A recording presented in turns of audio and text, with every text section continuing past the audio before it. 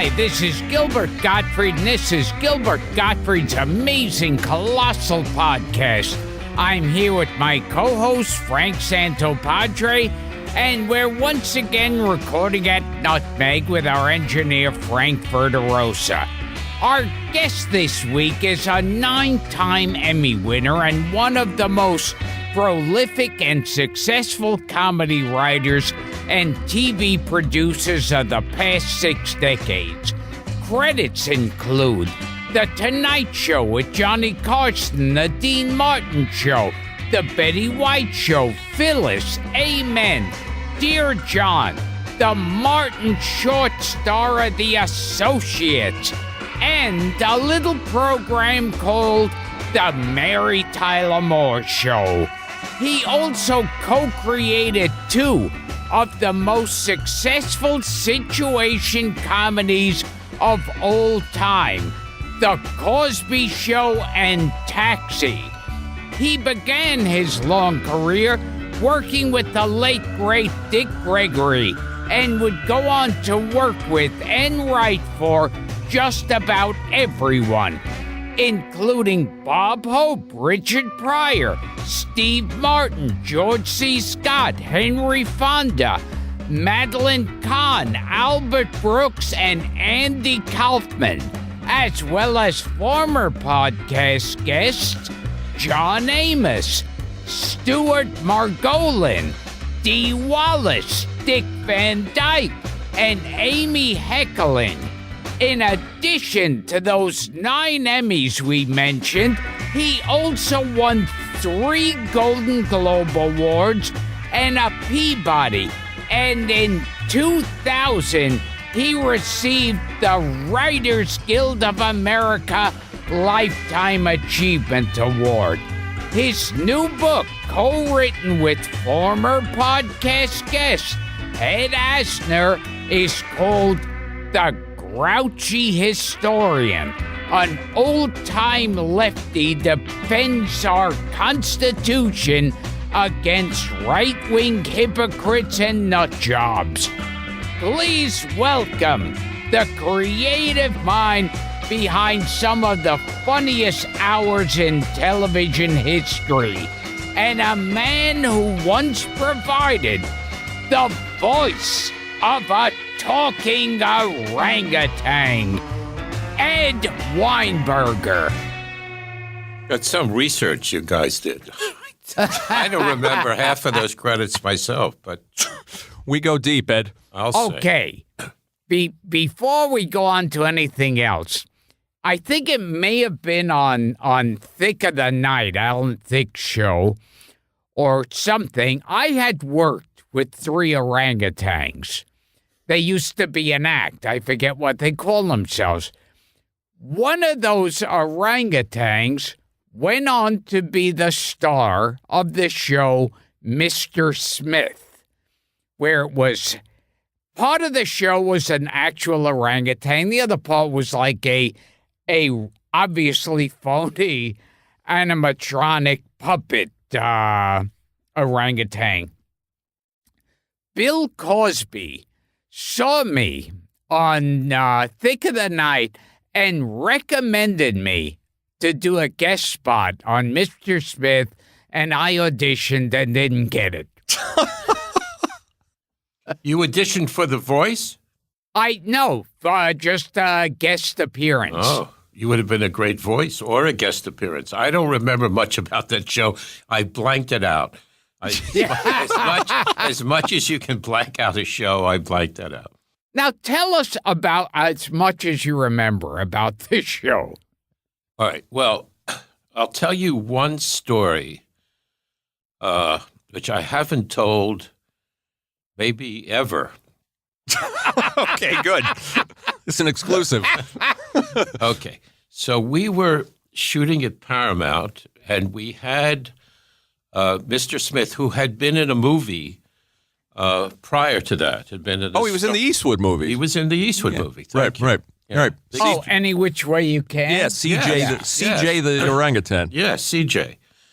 And the trainer also had a second orangutan who was not as well trained, that we used occasionally as the dumb brother, because Mr. Smith could talk through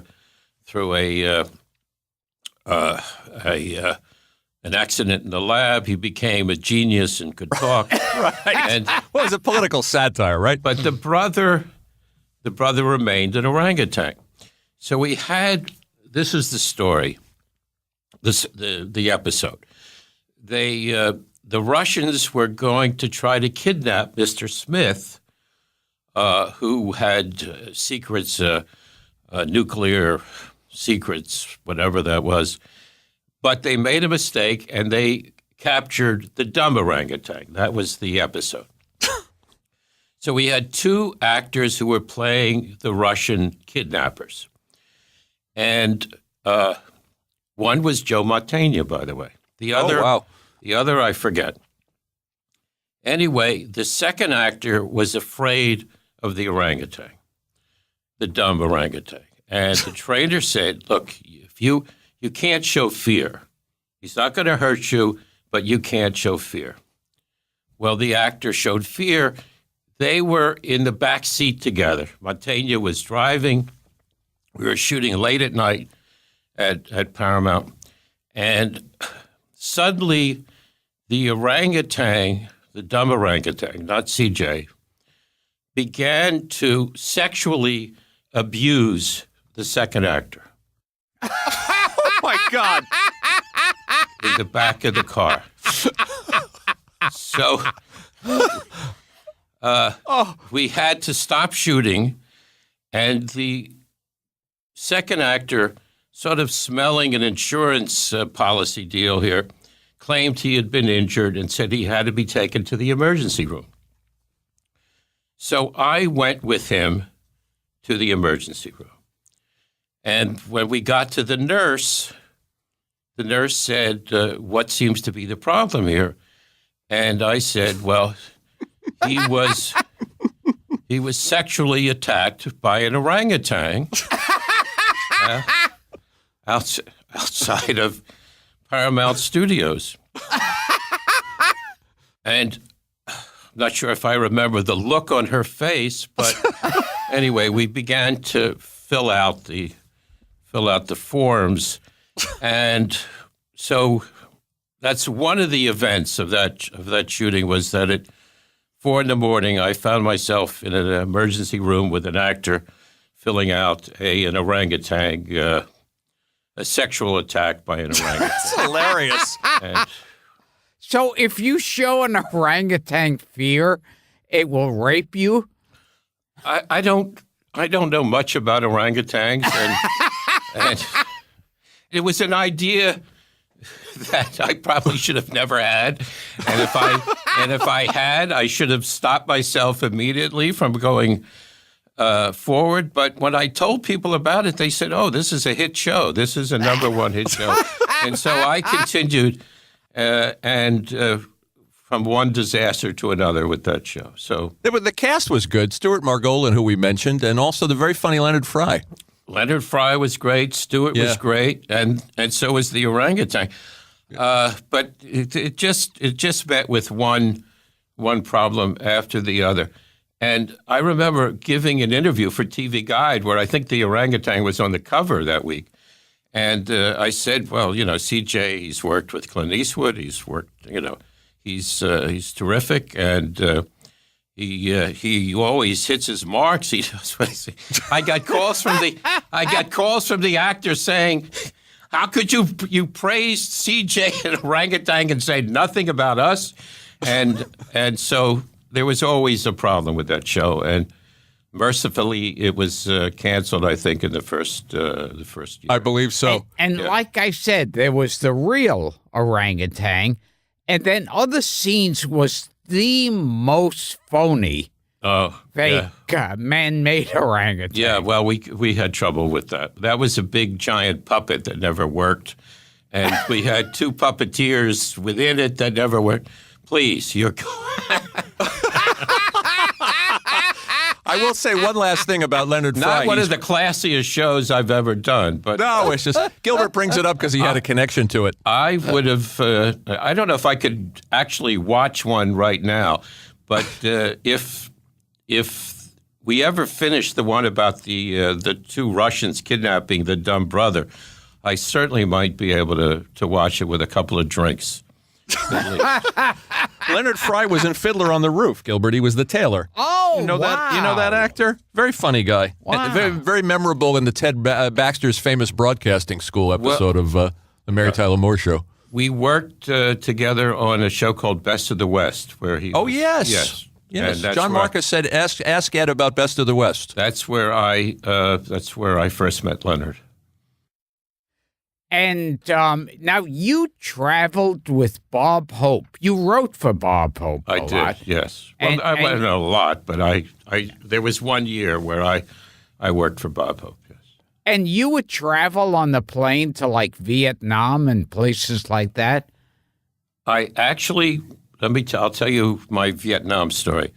I actually went to Vietnam on a Christmas show.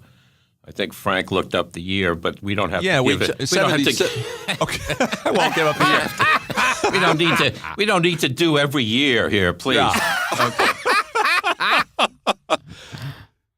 Let me tell you my Bob Hope story. Go ahead. So, I mean, I have a few Bob Hope stories, but this is this was living out a fantasy in a way because growing up, I had obviously been very interested in and listened to and watched Bob Hope, and had heard about his USO tours and so forth, and. So when Mort Lachman asked me to go with him, Mort Lachman was Bob's head writer, to go with him as his writing partner, we went to Hawaii and we went to Guam, and then we flew we couldn't stay in Saigon that year because the hotel had been bombed. So we stayed in Bangkok, and we took helicopters from Bangkok into the heart of Vietnam. So the first trip we made from Bangkok was to the Da Nang Marine Base in the heart of Vietnam. And you have to remember, this is the war is going on full fury. And after the monologue, I only worked on the monologue, and after the monologue, which was different for each base, I had already seen the rest of the show. I left. I walked out of the base and stood on the side of the road, and I smoked my cigar. And as I'm standing there, behind me, I can hear the laughs and the music coming from the show at the base, about maybe 200 yards from me. I see in the distance a convoy, a military convoy, flatbed trucks, armaments, troops, machine guns, anti-aircraft guns, just maybe a truck convoy 20 trucks long, winding its way down this dirt road. And the first truck comes right in front of me and stops. And the officer or the driver, he had a guy next to him, leans out of the window, and he says, "Excuse me, can you tell me how to get to Wang Chi?" And I say, "I don't know how to tell you this, but I just got in from Beverly Hills yesterday." And they laugh they laugh, I laugh, we wave goodbye, and the truck moves, and the convoy moves on. And I said, right then and there, we can never win this war. If they are stopping and asking directions of a comedy writer working for Bob Hope, and they're lost, and I'm standing here, this is unwinnable, and we should get out right now. Unfortunately, nobody asked my opinion, and we went on for another 5, 7, right. God knows how many more years. So They should have asked. Yes, that was my one Vietnam story. You went down there with Jill St. John. It was Don Ho and Charlie Pride and Jim Neighbors, which I found fascinating. And the Gold Diggers. And the Gold Diggers. Okay. Now, here's the story, the Bob Hope story I heard as far as those Vietnam shows went. That he would always hire an actress or dancer or singer who he wanted to have sex with. And when they were out there, if they weren't obliging, he would threaten to leave them in Vietnam. I personally know nothing about that. I don't comment on the personal lives of the people I worked with. And I never and I know that he was what we called in those days a womanizer. And I'm sure he had somebody on that trip that he may have been interested in. Leaving them in Vietnam, I don't know.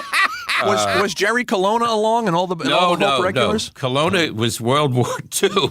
And well, he was still alive. He was still alive. He was still alive, but he didn't. Jerry Colonna didn't go with him on the Vietnam trip. I remember. I usually sort of hung out with Les Brown, not him, but some of the guys in the band. Sure. And one afternoon, leaving after a show, I accidentally got into the same helicopter, military helicopter, with Hope, and he was surrounded by brass, military brass, big, 4-star generals, 3-star generals, admirals. And there was a couple of gold diggers in that helicopter, and there were young airmen with machine guns circling, going back and forth over the as we ascended. We got up about 200 feet, and the helicopter then slowly came back down to the ground. And you could see sort of the blood draining from the generals' faces because nobody knew what was going on or why we were going back down.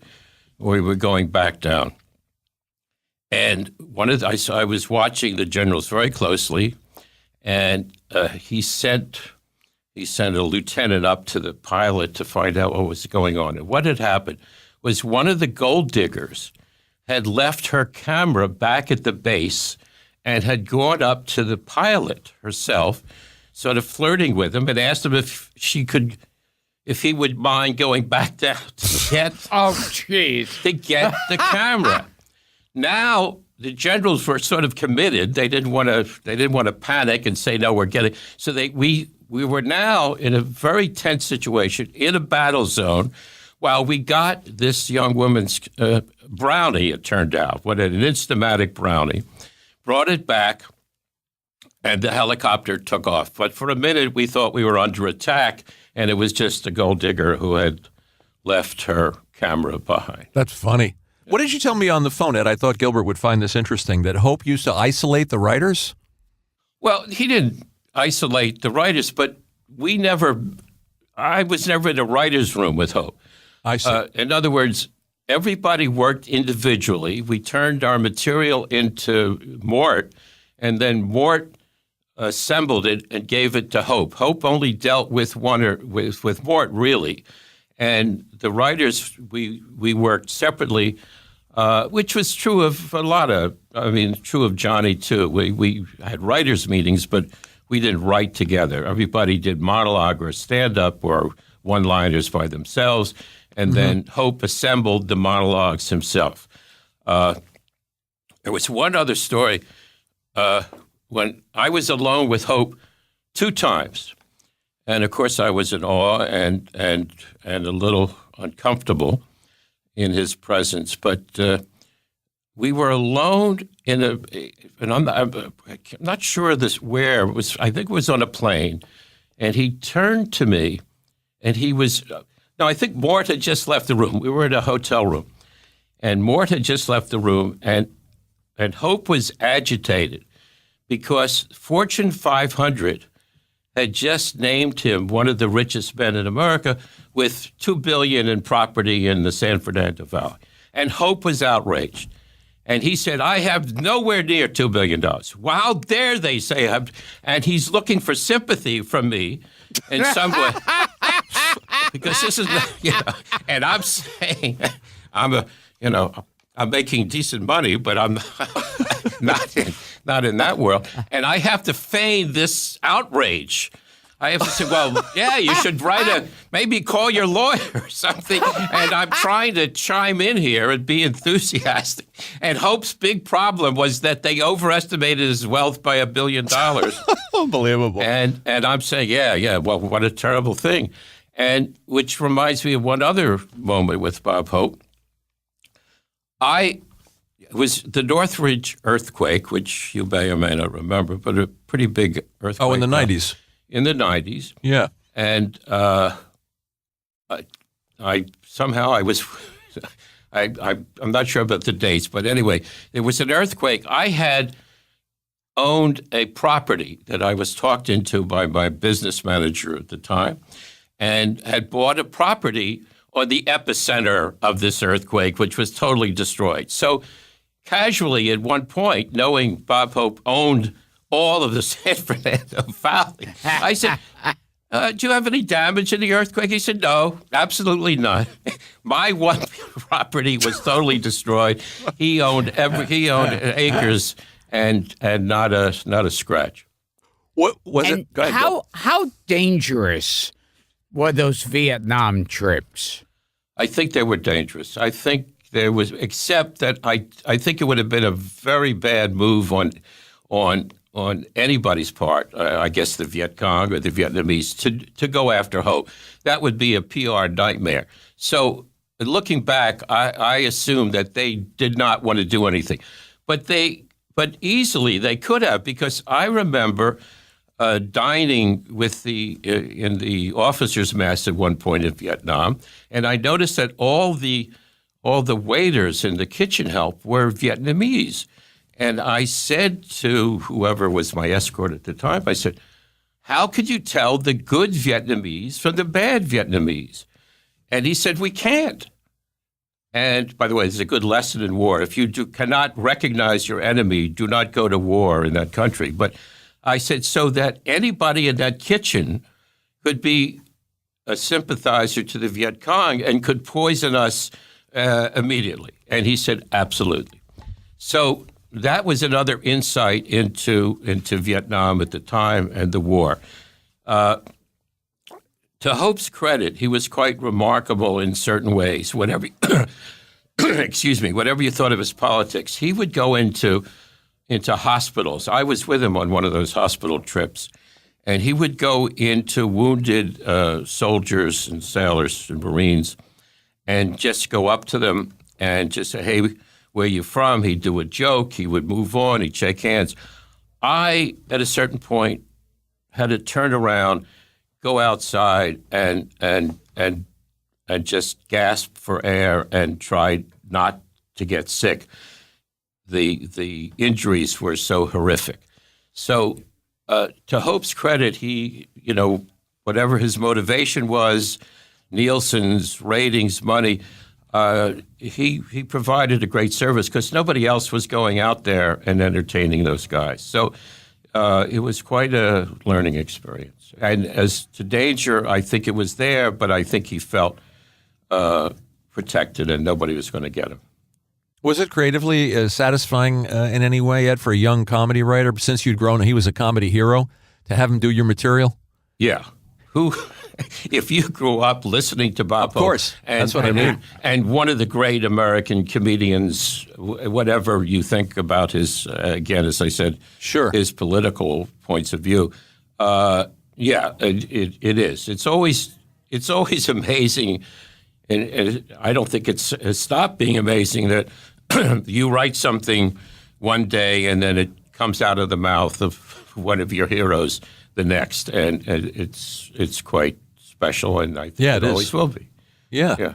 We just give our listeners a little backdrop too, a little backstory. I mean, you're from Philadelphia. You didn't come from a show business family. You were working in Bloomingdale's. My father was a butcher, so that was Right. not as far from show business. Right, that's what I mean. And you found your way into comedy. While you were working in retail, and you found your way to Dick Gregory. Well, what I was at Bloomingdale's. I was in wallpaper and area rugs. I was a district supervisor. I was floor walker. I had a little white carnation. And I started as Christmas help. And during the day, I wrote jokes. And at night, after I left, after the store closed, I would bring these jokes to whatever comic was playing in New York at the time. So I had taken jokes to and been rejected by Jackie Carter, Jackie Mason, Jackie Vernon. All the Jackies. Not Jackie Gale? And I'm sure Jackie Gale, there's another Jackie that I'm forgetting. My part.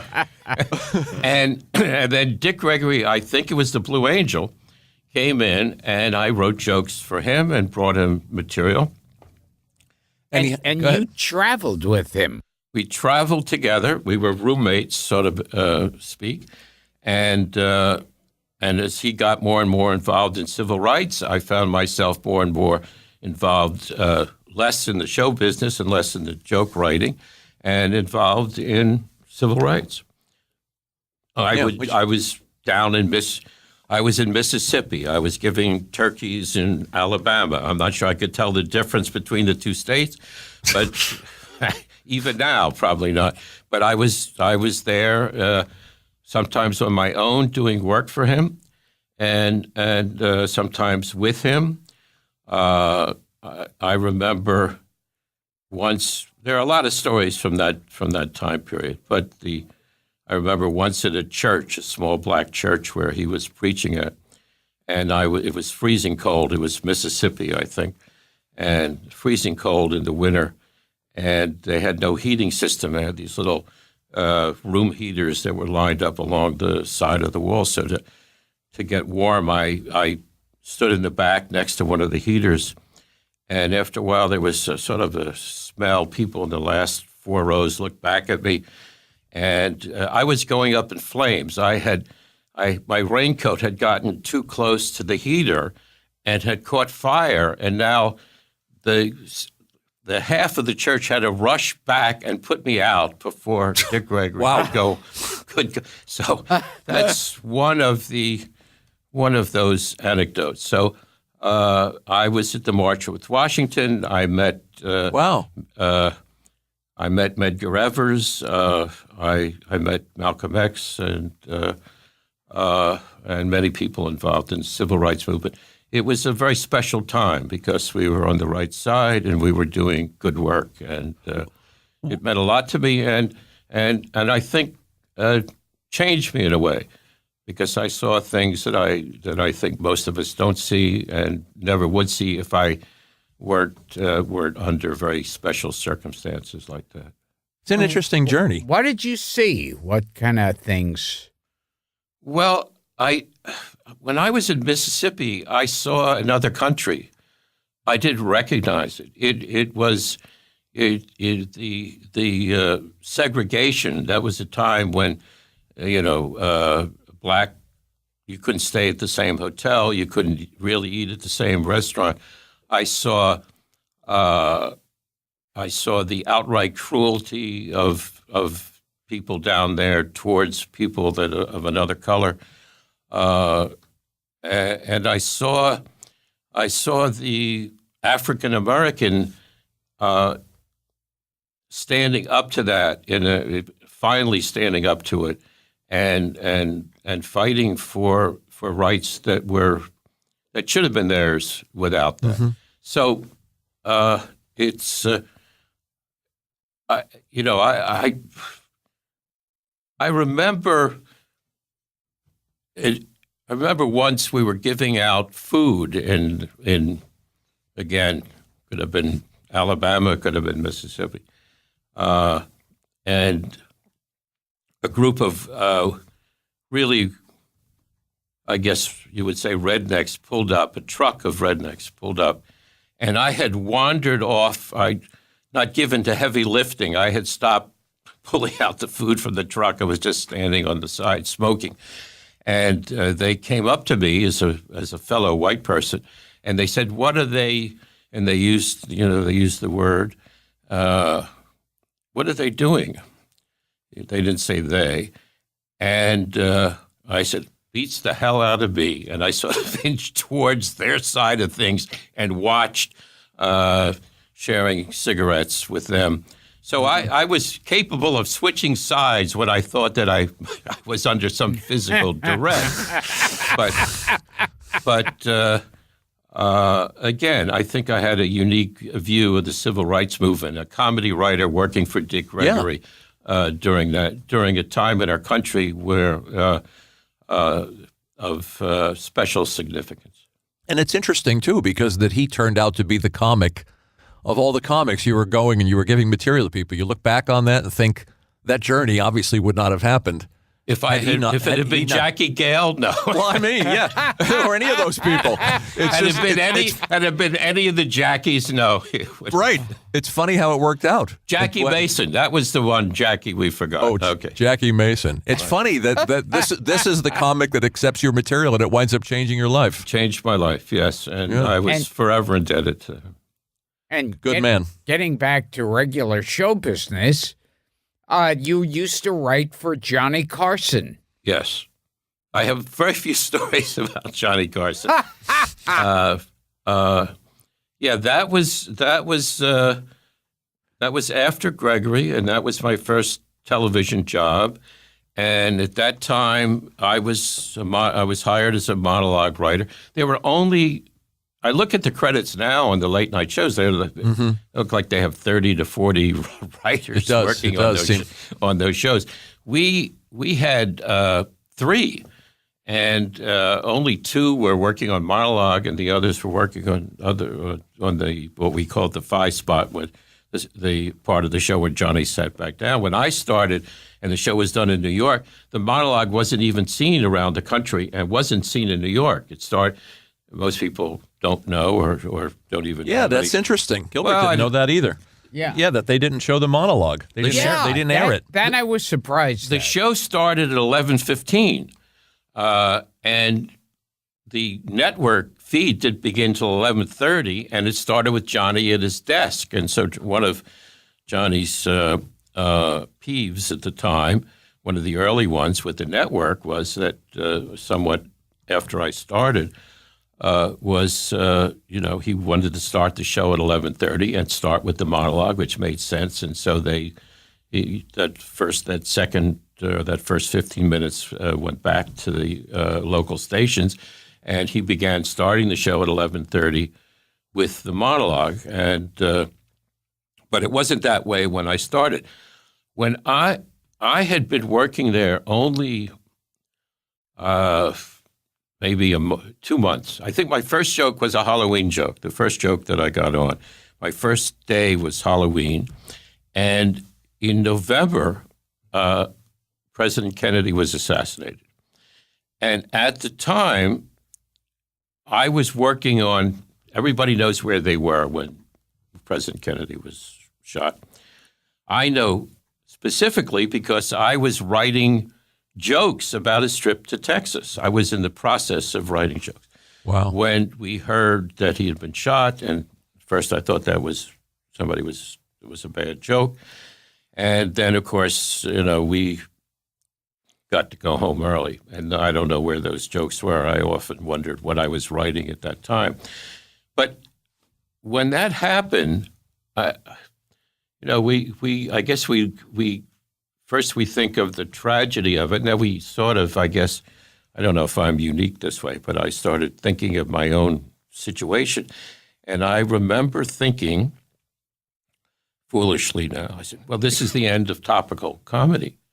Who can write jokes about anything after this event? Mm-hmm. There's no way that, we're going to pick up and Johnny's going to do political humor ever again, or anybody else for that matter. And curiously, of course, within a short period of time, we were back doing the same material. But I always remember Lenny Bruce's joke on the day of Kennedy's assassination. Do you remember it at all? With Von Meter. Yes, yeah. Yes, we've talked about it. I think that's a great line. So even on that kind of tragedy, there's a way of finding a joke in that. Because Von Meter, his entire career was Right, of his course. Kennedy imitation. Yes. And he said, "Boy, what was that? I feel sorry for." No. Von Meter." Lenny Bruce. No, I don't think. No. I don't know that Lenny Bruce ever used the words "I feel sorry for." Yeah. But I think he did say, that's the end of Von Meter's career. There goes. Yeah. I think that was his opening line. Yeah. On the day of the assassination, that was his line at a club. I think that's the end of, or not even. I think I actually got to watch Lenny Bruce in person in Chicago a few times, and later in San Francisco. So that was sitting in an audience watching him was special too. And he was right, by the way. Yes, Oh, he it was. was. Yes. Yeah. Von Meter never recovered. No. And I hate to pile on, but I met Von Meter, and he wasn't really that nice a guy, at least to me at the time. So, Oh, he had a sad life after that. yeah, it's too bad. Yeah. Yeah. It's funny because then years later, after September 11th, there was that thing of, can we ever make jokes again? Yeah, I think there is that period of time, but you did very shortly thereafter did a joke that worked, that's recalled and remembered, and when I read it, I said that joke works, it's funny, and is surprisingly still in good taste. So I mean, to manage all of that at once after You're the first person who ever accused me of good taste. I'm not accusing you of good taste. I am commenting on that joke and I did that. and saying I did that joke. Well, but you're flirting with some serious blowback. And I think I don't know what the reaction was, but I think it's a great joke. I think. For clarity for our listeners, you're referring to the joke about the stopping off at the Trade Center? Yeah, The Empire State Building is what you said. The Empire right? State Oh, Building. yeah. I screwed the said joke up. I have to fly to. I was at the Hugh Hefner roast that I did it, and I said I have to leave early tonight. I have to catch a flight to L.A. I couldn't get a direct flight. We have to make a stop at the Empire State Building, And then Everyone yelled too soon. yeah. they did. Right. I don't know what the reaction Yeah, was. I one just guy read- yelled too soon. I thought that meant I didn't take a long enough pause between the setup and punchline. Did you work with Harry Crane at the Carson show? No, I bet Harry worked on the Dean Martin show. He was. Oh, Harry worked on the Dean Martin show too. That's where. No. That's the first and only time I met or worked with Harry. And I don't know if your audience knows who Harry. Well, he's Crane come up on this show because Persky's talked about him. This And- legendary comedy writer. The legendary even then, and he was the old school comedy writer. He was the knife in the back kind of guy, with a reputation of being you had to watch yourself with him. He'd steal your material. He would do anything to get you fired or to. I mean, I'm not saying any of this was true, but he had this reputation, and. I do remember Harry saying to me at one time, he would come into. I was working with Arnie Kogan at the time, and Stan Daniels. We were all on staff at Dean Martin, and Harry would come into to our little cubicles, and one of the things he would say was, if I was writing if Shakespeare and I were in the same room, I'd break his legs. He had. He had this overriding confidence that he was the best ever, and he called on Shakespeare as a comparison, and he And I guess you heard the story from Persky. This is what there's a few famous Harry Crane stories. One is the story that with Greg Garrison, when Greg Garrison told Harry that he had booked Zero Mostel. I think it was Zero Mostel. Mm-hmm. And Harry immediately went into a diatribe. Harry said, you can't book. They were considering booking Zero Mostel. He said, you can't book him. He doesn't go with Dean. He's Broadway. He's New York. Nobody knows him. He's too fat. He's not, And Garrison cut him off and said, Dean loves him. I love him. We're booking him. And Harry said, wait, you didn't let me finish. Ed was saying it might be the origin of that joke. You know that joke? Yes. Let me finish. Yeah. You didn't let me wait. You didn't let me finish. I swear is a real story that Harry Crane, because it typifies Harry Crane in terms of his in the backroom politics of comedy writing. And wait, you didn't let me finish was told to me as somebody who so if it's become a joke, it started out as a true story with Harry Crane. Harry Crane was, and I guess Persky told the story. This is a real writer's story, and this is typical again of Harry Crane. They were doing, I guess, an Andy Williams special. Yeah, that sounds right. And Harry had hired Persky and Denoff, somebody had hired Persky and Denoff. And Harry was the head writer, and Persky and Denoff were the kids on the block, new kids on the block. And they had a table reading. And page 4, a line gets a big laugh. And Harry turns to everybody, including Andy and the producers and everything. He says, the boys did that, points to Persky and Denoff. Page 8, another big laugh. He says, the boys did that too.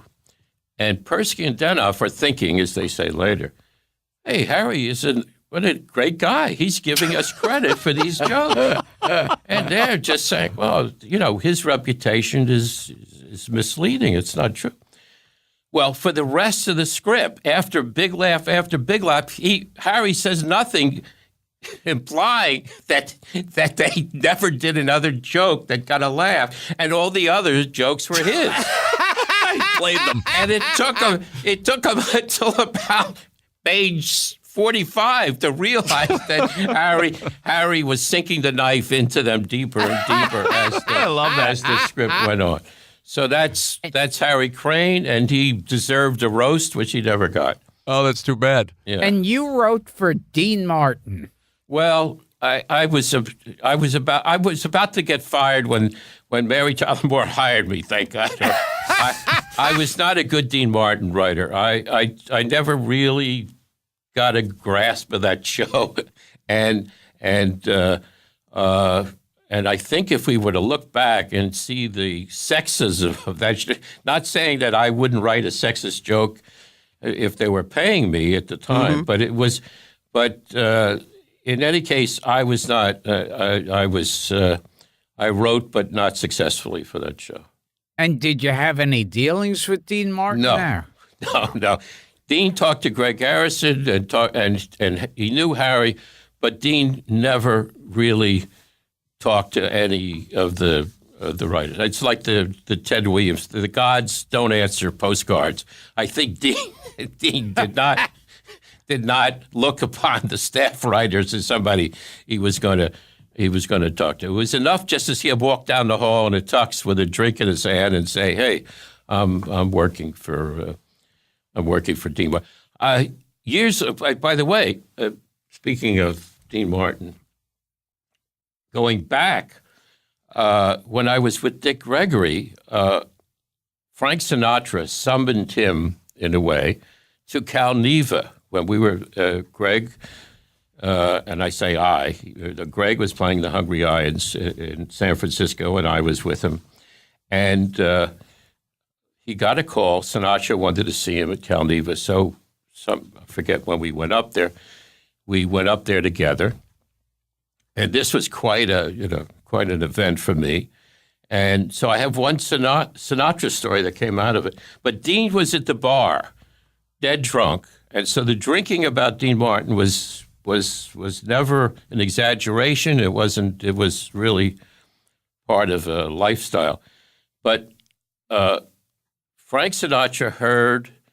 We went in and we were all introduced, and Frank Sinatra said, "Let's go talk." And we had to cross the casino to go into the restaurant where Sinatra and Gregory were going to talk, and I was going to hang out with Sinatra's guy. And as we passed the crap table, Sinatra said to the croupier, I'm trying to find the word for the guy who rolls the dice in a crap table, and he says, "Put 10,000 on the pass line on pass, and let me know what happens when I come back." And I thought that was the coolest thing I had ever heard in my life, and it came from Sinatra. 10,000, and let me know what happens when I come back.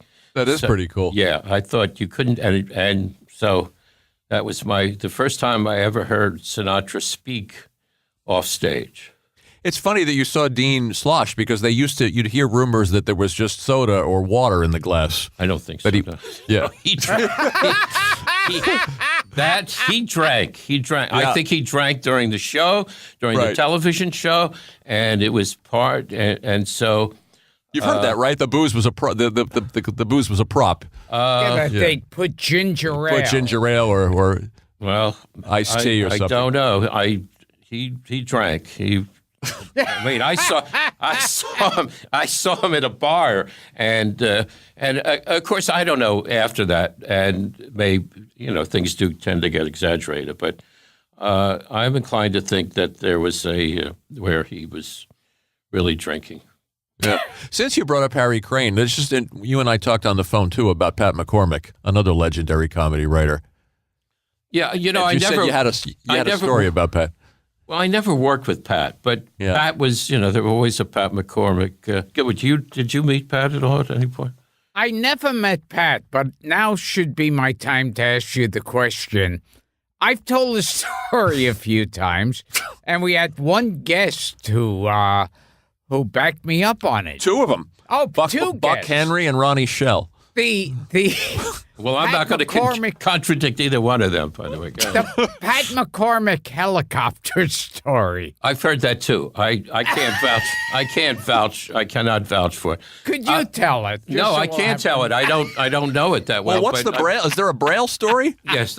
Yes. Let me tell you the story that I do have verification because I know somebody who was in the car with him.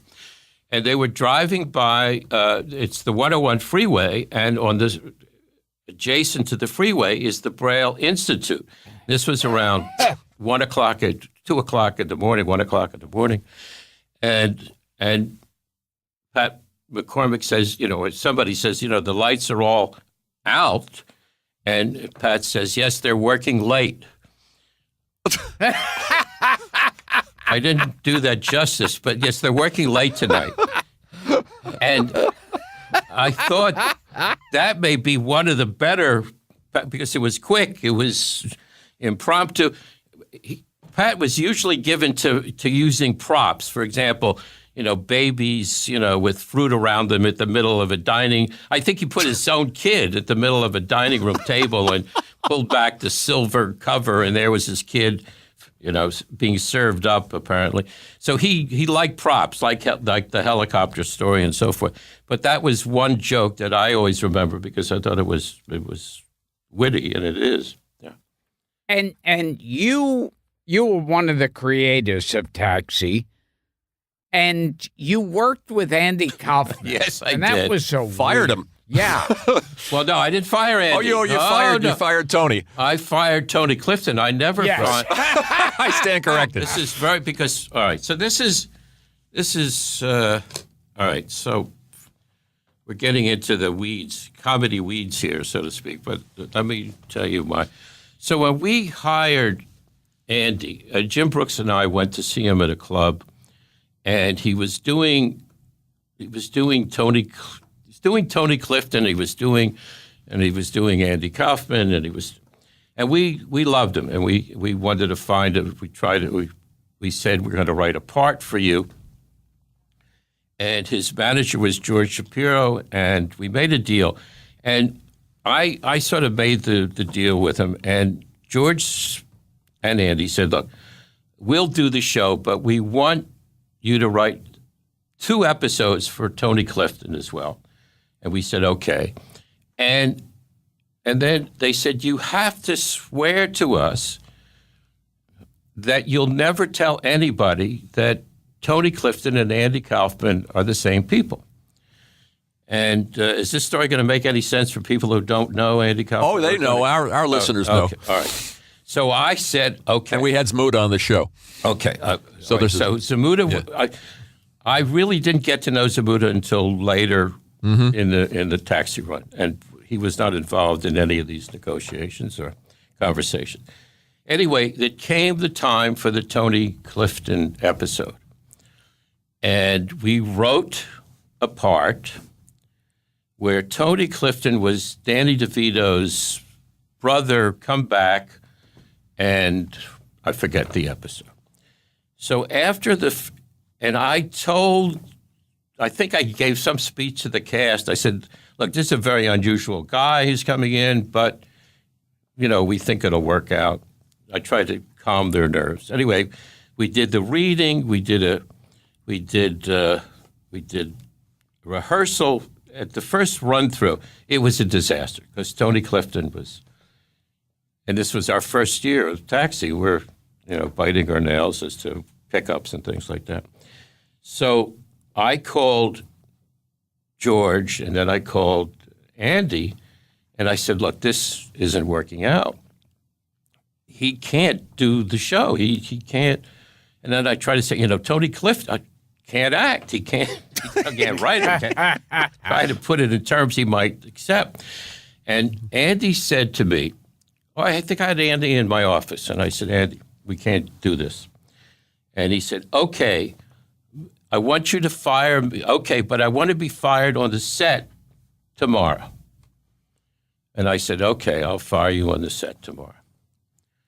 And listen, could you get? So I'll come in and I'll pretend to be drunk, and you fire me because I'm drinking. And I said, okay, I'll fire you because you're drinking, because I don't want to be fired because I'm a bad actor. I said, okay, I understand. So the next day, now word had gotten out somehow at Paramount that something unusual was about to happen on the Taxi set. So I get a call. Tony Clifton he wanted me to hire two women to be on either side of him as he came in, and he would be strutting back and forth, arm in arm with these two. So I called casting person. I said, I need 2 extras, and this is what they have to do. Just come in, and then they'll go. They said fine. So that afternoon, Tony Clifton is on stage. I am called. Tony Clifton is here. I go down. And he's drinking from a bottle, pretending to be drunk. He's got the 2 girls on either side of him. And he had come with presents for the cast, little wind-up toys that little bunnies and squirrels that sort of walk back and forth. So we had all this going on back and forth across the stage. And I come down, and now I'm playing a part, and I say, Tony, you're late, you're drunk, you're fired. Get off. He said, you can't fire me. I'm not leaving. I said, Tony, now I'm getting angry. I said, no, you got to get off.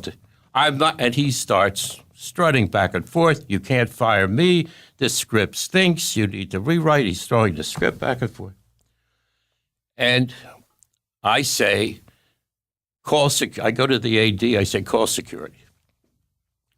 And the AD says, well, that's Andy Kaufman. No, it's not Andy Kaufman, because I'm remembering my vow. So now I look a little crazy. I said, remembering I'd given my word. Oh, they're not the same people. And security comes. Security is an old guy, and not ready to manhandle somebody. And Tony Clifton, and now the rehearsal is going, we're about an hour and a half behind. Judd Hirsch and I now grab Tony. Judd's a very strong guy. We both grab him on either side, and we pick him up, and we take him out, and we sort of drop him on Melrose. Just drop him on the street and come back, and we go back to work. I go back to my office.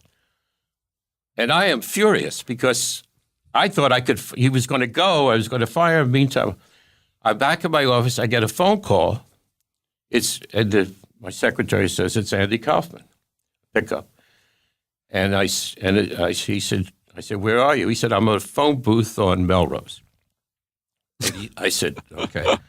He said, I want to say something. I said, what is it, Andy? He said, you were brilliant today. I said, brilliant? I wasn't. I was in a psychodrama, and I was simply being angry and pissed off at this guy for going back. And he said, you were brilliant. Thank you. Okay. We took all the Tony Clifton stuff and we threw it out on the sidewalk. And I also got a call shortly after from Army Archer to Variety, who said, I understand you fired Tony Clifton. And I said, well, yes, I don't know whether he knows. Who knows? He said, you fired Tony Clifton. And he said, what reason? I said, Army, look. He's a young guy in the business. Let's not ruin his career this early. I'd rather not discuss the issue. He said, well, can I put it in? And you thought, yes, just say we creative differences or something. And it went in. And so anyway, that was the firing of Tony Clifton. The next week, Andy came and showed up as if nothing had happened and nothing had gone on. It's very funny. And did you or the crew ever get the attitude of like, oh, cut this shit, Andy? No, Andy was the most punctual, the knew his lines, knew exactly what he had to do. He was a pleasure to work for, or work with, I should say. Tony Clifton was the other character was totally crazy, but Andy was the nicest, sweetest young man in the world. And at that time, he was also reading The Great Gatsby at the Improv from beginning to end. He was working at a delicatessen as a busboy. We would go see him. He would, and when he did Tony Clifton at I forget what theater. I know it was Carnegie Hall at one time, but in L.A. the first time he did it, he had Zamuda play Tony Clifton, and so at one point, Andy and Tony Clifton were on the same stage together, and of course I was on the floor hysterical. That's when he took us all out for milk and cookies. So Andy, go ahead. I'm sorry. No, I was going to say Gil knew him in the day from the Improv, didn't you? You see him, not well, but you'd see him early on. Yeah, he was the sweetest guy in the world. I mean, as Andy Kaufman, but at times you got. I remember when he got injured in that wrestling accident, which was all fake. And again, he fooled me again. And I was sending doctors to his hospital to get, hoping he could come back to work sooner. And he was, and he had, so he liked playing with you that way. But, he himself was just a sweet man. Yeah, tell Gilbert about auditioning for Man on the Moon for the Kaufman movie, because that's kind of funny.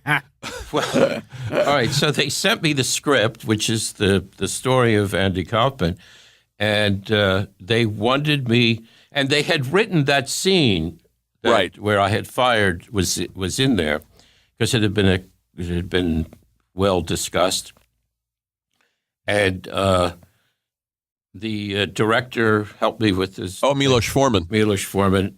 I met with him at a hotel on near Sunset Plaza Drive, and he asked me to read, and I said, it's me. I mean, I don't know how to read me. First of all, I'm not an actor, and second, I really don't want to do this. And he said, why? I said, well, I'm not sure I like the script, and I'm not sure. And you have me cursing throughout the whole.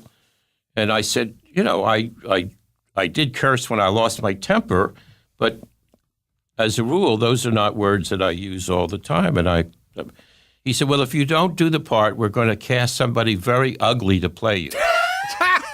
I love that. So it's my taste as an actor, what an actor may have to go through. And I never did it. They hired somebody who, I don't know if he followed through on that thread at all, but I think they hired Peter Bonners from the Bob Newhart show. Yeah. Okay. Yeah. It was Taxi was really a small part of the movie. Right. And you created the Cosby Show. Well, yeah, that's not a. That seems to be some. It's not a credit that has the luster it once had. No, I would say not. So Now, created the original Cosby Show too, the Bill Cosby Show. The 60s. first, there were two Cosby shows. The one was the half hour as the gym teacher. Yeah, we've talked about that. The one Chet Cara Kincaid. film show. Chet Kincaid. Bill liked. I don't know. He always named his own characters in a strange way. So he had Chet Kincaid, which was like, I said, Bill, that's like a cowboy name, isn't it? He wanted that. And once he wanted something, you couldn't talk him out of it. And the second was Huxtable, which I, again, questioned him about. But that seemed to work out all right. But, that was – but I that now the only question I'm asked is, what do I know about Bill Cosby personally, and not much. So that original Cosby Show was hip, and we talked about it on the phone too. And it was bold for the time for not using a laugh track.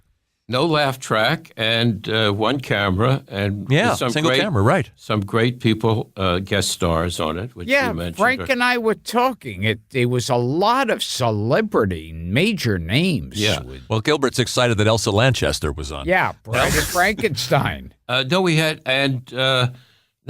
all kind. I mean, it was amazing, and Henry Fonda, Dick Van Dyke. Yeah. What happened was the show was, I think, number 2 in the ratings in his second year, and Bill goes on the Tonight Show and announces that he's quitting the show and moving to New York, which was the end of the show. The ratings plummeted after that, and that was it. And Why did he quit? Well, if I remember correctly, and I'm not sure of the time frame, but this was the time this was right after the Manson murders. And his wife, I think, really freaked out about that and wanted to get out of L.A. And I think there was a lot of that among celebrities in Hollywood at the time. I don't know that they all left or could have, but I think that was his reason. And they went back to New York, and that was the end of the show. I didn't work for him again until the second series. So that was a funny show, and that had that great Quincy Jones theme song. I think Bill probably is responsible for that. No, the first year, not knowing anything about half-hour comedy, I thought I had to write them all myself. And it was only the second year I found out, I could hire people and get help. And we did some funny shows on that. I remember the Henry Fonda one, which was written by Stan Daniels, who was then still at the Dean Martin show, where he did the two of them in the elevator together. So we experimented. We did some different things on that. You remember that show, Gil? It was a good show. Oh, yeah, where he's the gym teacher. Yeah. It was very smart. Yeah. And I remember it was always funny, like a major star would just pop up. Yeah. Yeah, I was talking to Ed, including Moms Mabley and Manton Moreland. Yes. Showed up one night when I was watching it on TV Land. We have this thing called Grill the Guest. Ed, these are just a couple of quick questions from listeners that they wrote in for you. While we were talking? No, we prepped it. We prepared. We asked for them ahead of time. I was going to say, okay. No, this isn't live. Andrew Ford says, I'd like to ask about the origins of Stan Daniels doing a Yiddish rendition of Old Man River that he would do as a warm-up. Is this so? Yes, it's so, and and it was brilliant. And I don't know where he got it from. It's original with him. It's original material. Because he wrote songs. He loved musical theater. He was a songwriter, right? And he wrote the book, lyrics and music to more than one show, and he was sort of I don't know whether he was a cabaret entertainer or not, but he did this. We did this on the Mary Tyler Moore Show during between scenes he would come out and he would do Old Man River in Yiddish. I will not do it justice and can't.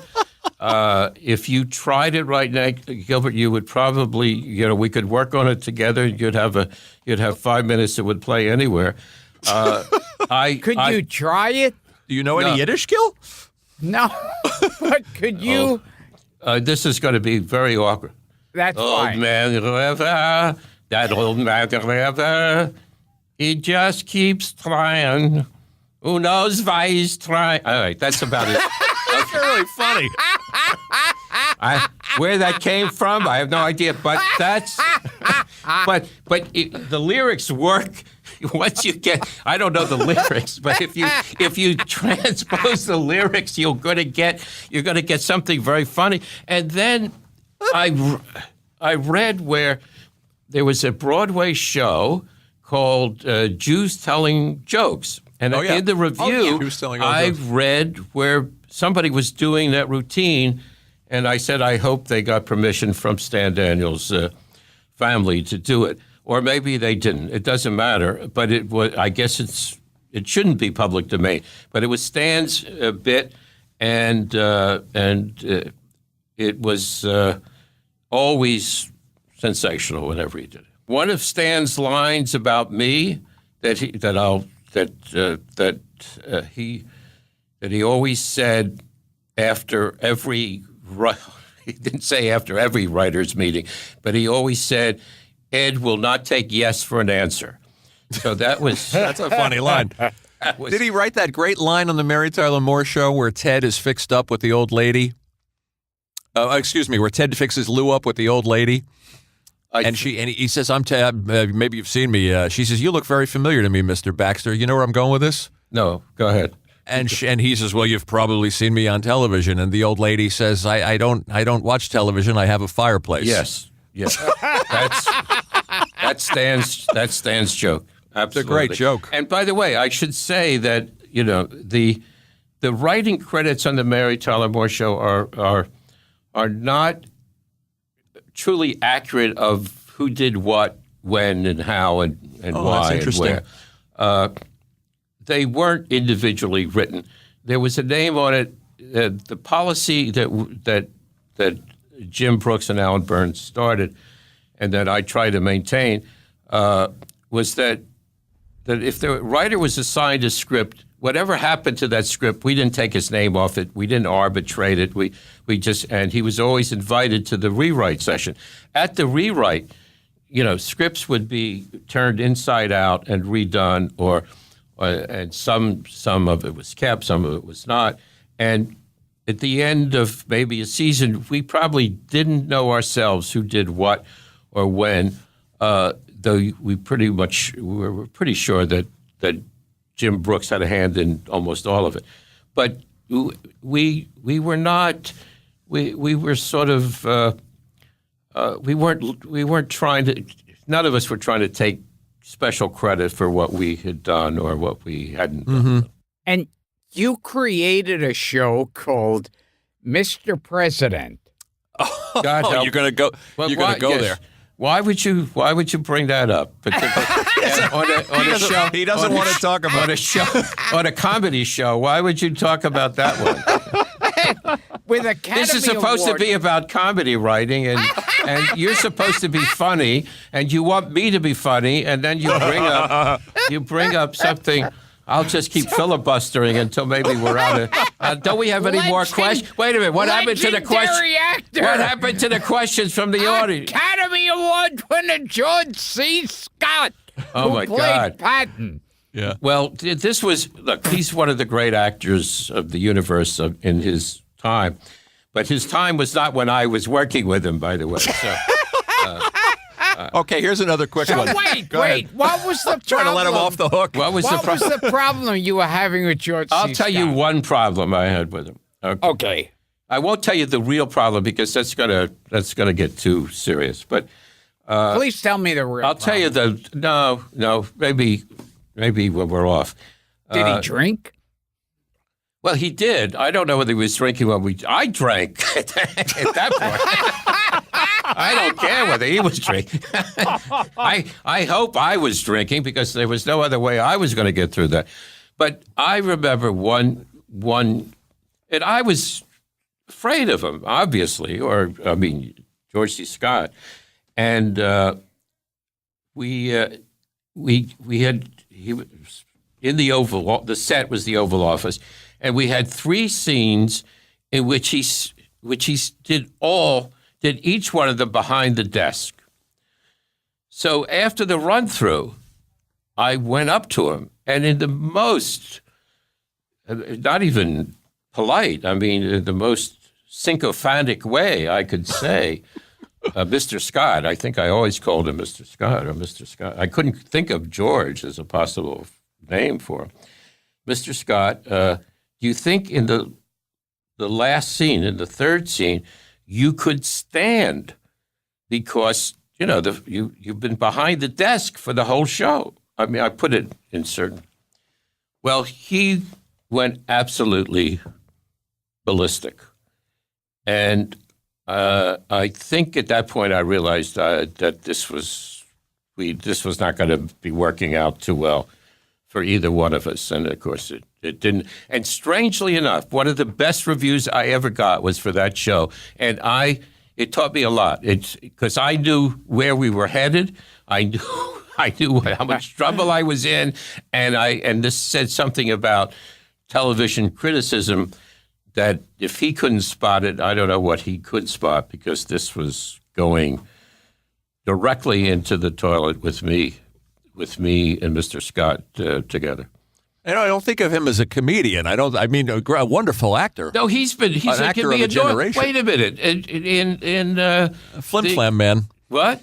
He's funny in a movie called The Flim Flam Man. What isn't he in the Hospital? Kubrick movie? Oh, that's right. Strangelove. Is there anybody funnier in Strangelove than George C. Scott? That's true. He didn't appear in a lot of comedies. But that didn't stop me. Yeah. Remember, That's a bold move on your part. Remember, this was Fox. This was the first year of the new network. So they wanted names and Oh, that's right. It was Fox. it was Fox. And so Right, they wanted names and they wanted ratings and they wanted to make a splash, and this seemed like a good idea at the time. Like Mr. Smith. Anything that I named with anything I name with a Mr. in front of, you should stay as far away from as possible. Okay, here's another quick one from a listener. John Okay. Shetler. How did that iconic John Charles Walters tag come about?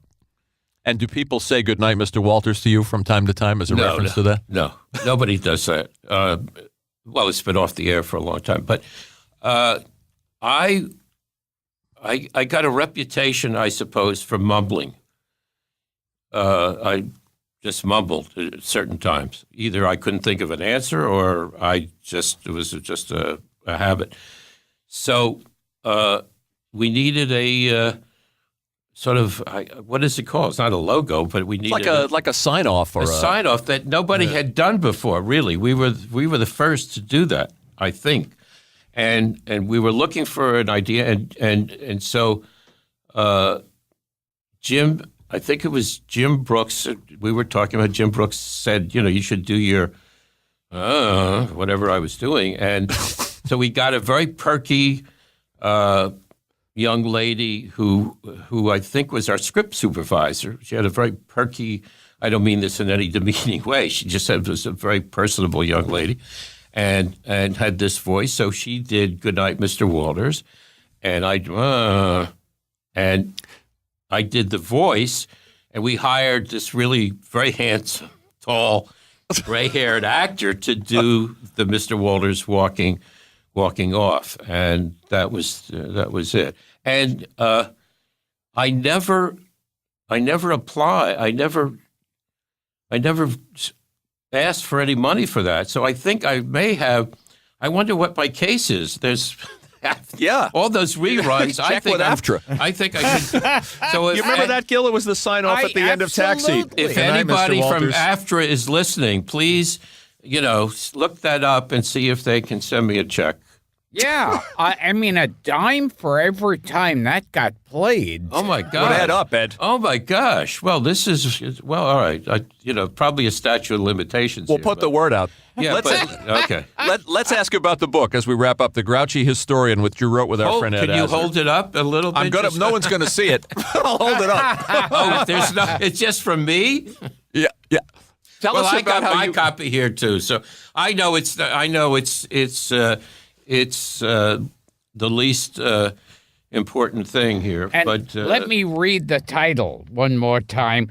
The Grouchy Historian, an old-time lefty, defends her Constitution against right-wing hypocrites and nut jobs by Ed I think Weinberger. two old-time lefties in this Yes, case. in this case, Ed yeah. Asner. Yeah. Well, but it's his picture on the cover. That's right. And it's his.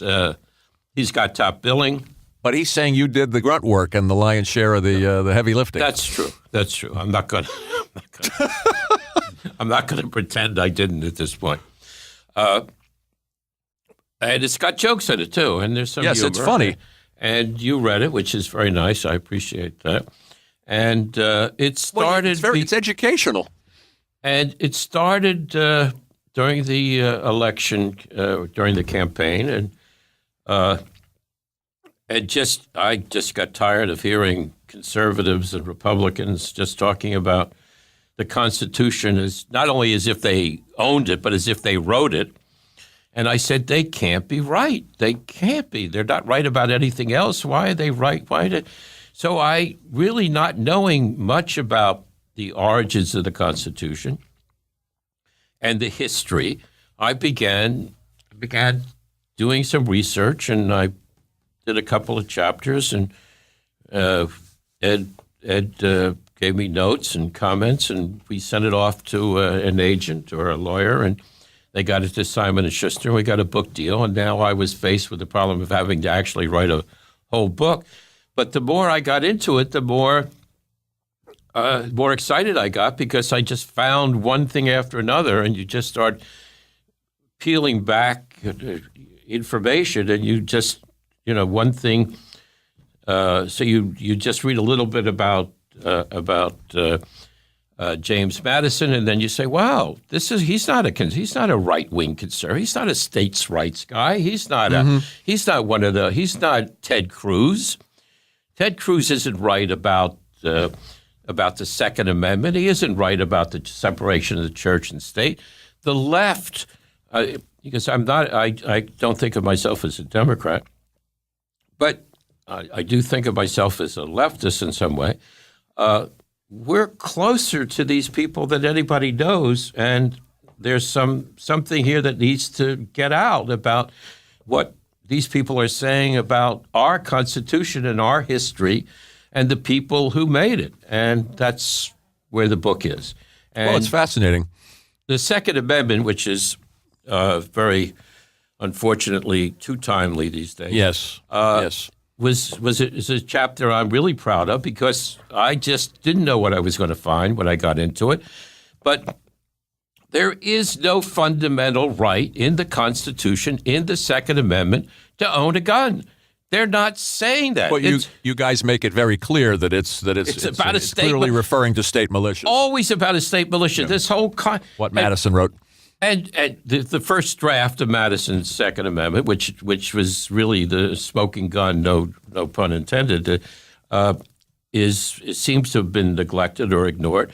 And we make the case that the country was founded on gun control, which I won't go into because it's not a funny story, and I don't want to lose Gilbert here. So, Shays Rebellion is not going to get too many jokes. Oh, he's interested in Shays Rebellion. No, he's not. I will say I this. know him well enough to know he doesn't give a hoot about Shays Rebellion. It turns out to be a history book, but a history book with a sense of humor. It reads a little like Howard Zinn, but with jokes. It's very accessible. Howard Zinn is a great compliment, and thank you for that. But there are out and out flat, one-liners in there, because the editor said, you can't go too many pages without getting a laugh. Sort of like it's like a network note in that sense. It's legitimately funny, and it makes its points very well, and also how much they were motivated by self-interest. That's another aspect of the chat. It doesn't denigrate them at all to pull back the curtain and say, look, these guys had skin in the game. They were landowners. They were slave owners. Absolutely. Land speculation was the big occupation or preoccupation of the time, and they were all speculators in land, and they were all debt speculators, and they all had vested interest in the Constitution. It's one of the points that's made without at the same time making the equal case that they were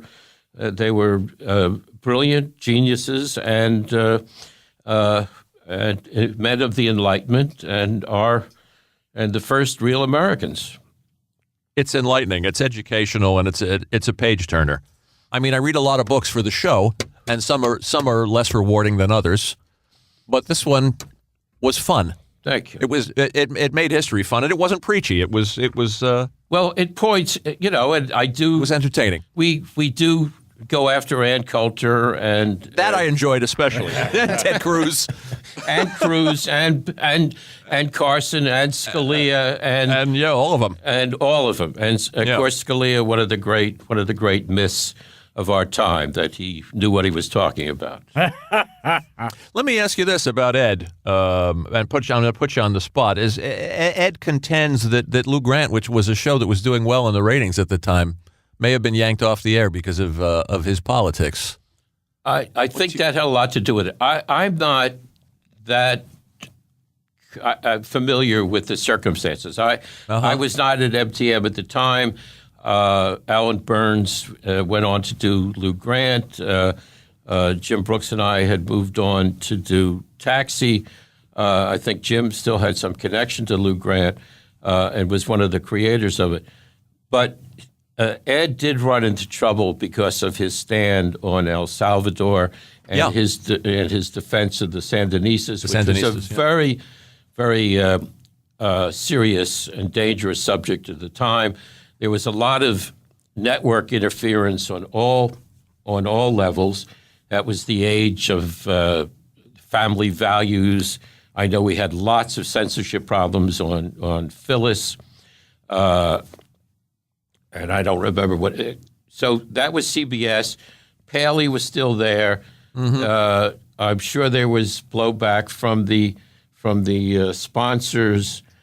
He was very public in his position at the time, and from what I understand, there was no reason to cancel the show. It certainly wasn't canceled because of its ratings, and it was it was in the top 10, I believe, and it was a well-received and well-regarded Class C network show. Isn't that interesting? I admire him greatly. I was saying to Gilbert before we put the mics on. I mean, he's a guy who's always put his money where his mouth is. Yes. He's advocated for teachers, advocated for unions, for HIV patients, for Holocaust survivors. I mean, it's a great autism as well. Autism now. It's a great legacy. Yeah. I mean, and we had him on here. We had a lot of laughs with him, but there's just a lot to admire about the man. Right. Here's the book, Gil. Yeah. The grouchy historian and old-time lefty defends the Constitution against right-wing Hypocrites and Nut Jobs. Thank you. A fun read, Ed. Thank you. Now, and after we get off the air, you're going to have to tell me your extra George C. Scott story. I will tell it to you off. Yeah. I'll tell it to Okay, you off the air. off the air. Okay. I'll tell you my now- Sherman figure out Helmsley. I'll tell you my Sherman Helmsley story off the air too. Okay. And we'll figure out if you guys were actually in shul together. Yes. Yeah. Off the air. I you swear said to they me- used your name to lure me into a Purim play. Yeah, in some temple in L.A. Wilshire Boulevard Temple. That's some temple. It was a big temple on Wilshire Boulevard. If you were never out here, how they, there's only one of you, so I remember the name. Yes. And they said, They "We're said doing Gilbert is going to be working on this Purim play, and we want you to work on it too. I said, well, sure. If he's going to work on it, I'll work on it. And I said, my big contribution was, I said, put the rabbi in a dress, and you'll get a big laugh, which they did, and that was it. I figured I got my laugh. I'm done. What you did after that was your business, but apparently, I never heard a thing. It's shocking. You're such a pious Jew. You're such an observant Jew. I never saw you in shul, so I said, I wonder where. Yeah, well, there could be two of you, but anyway, that's the story. I'm sticking by that story. Okay, Ed. All right. I'm Gilbert Gottfried. I'm here with my co-host Frank Santopadre, and this has been another episode of Gilbert Gottfried's amazing Colossal podcast. And we have been talking to the man who thought I wasn't good enough to be in Mr. Smith. No, I never said. Never said you weren't good. I may have said you weren't right. You weren't right. I probably said you weren't right. I never said people weren't good enough. Where it starred a sexual harassment Orangutan. Orangutan, yes. Ed, this was fascinating and fun. Thanks for doing it. Thank you, the great Ed Weinberger. Thank you, guys.